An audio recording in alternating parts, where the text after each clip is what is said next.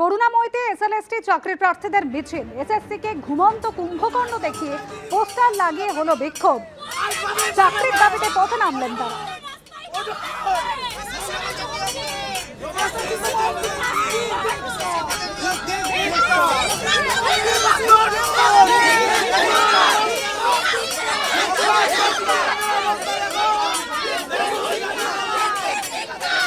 নিয়োগের দাবিতে আজ অভিনব উপায়ে প্রতিবাদ করলেন এই এসএলএসটি চাকরি প্রার্থীরা।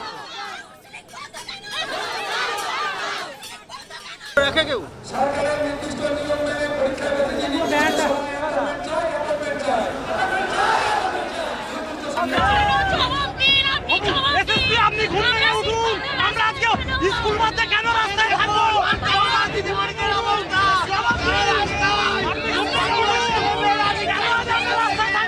কতদিন বঞ্চিত হবে?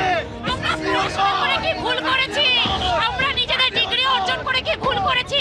প্রত্যেকবার সরকার কেন আমাদের রাস্তায় বসাবে? প্রত্যেকবার সরকার চেঞ্জ হলে আমাদের রাস্তায় কেন বসতে হবে? শিক্ষকের জায়গা কি রাস্তা?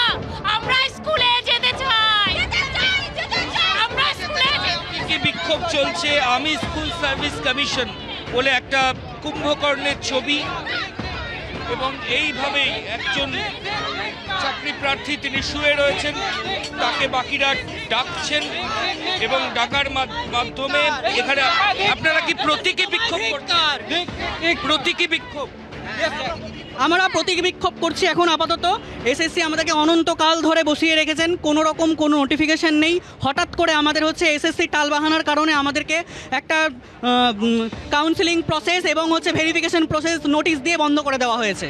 সুপ্রিম কোর্টের কোনো স্টে অর্ডার নেই, সেখানে কেন এই স্থগিতাদেশ সেটার জবাব চাই।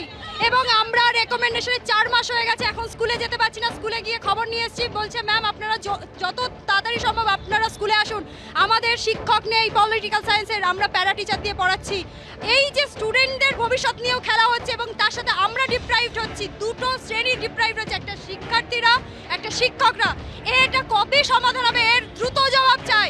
বারবার বলা হচ্ছে অতি দ্রুত জয়েন করানো হবে। অতি দ্রুতর মানে কি বলতে চাইছ অতি দ্রুত বলতে? আমি একজন 9-10 ক্যান্ডিডেট।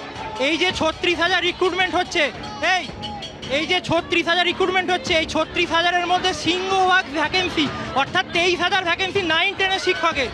ডিসেম্বরের 12 তারিখে আমাদের রেজাল্ট বেরিয়েছে, কিন্তু আজও পর্যন্ত আমাদের ভেরিফিকেশন চলছে। ইন্টারভিউ এখনও শুরু হয়নি। এরকমই ছবি করুণাময়ীতে ধরা পড়ছে। আমি সরাসরি অতটুকু বলবো দেখানোর জন্য, একটা প্রতীকী বিক্ষোভ চলছে। স্কুল সার্ভিস কমিশন, এসএসসি, আমি এসএসসি বলে একজনকে শুয়ে দেওয়া হয়েছে, তাকে চারিদিক থেকে যারা প্রার্থী তারা ডাকছেন, কিন্তু তিনি কোনো রেসপন্স করছেন না, সাড়া শব্দ দিচ্ছেন না।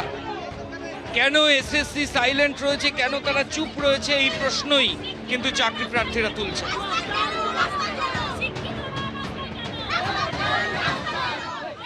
এবিপি আনন্দ, এগিয়ে থাকে, এগিয়ে রাখে।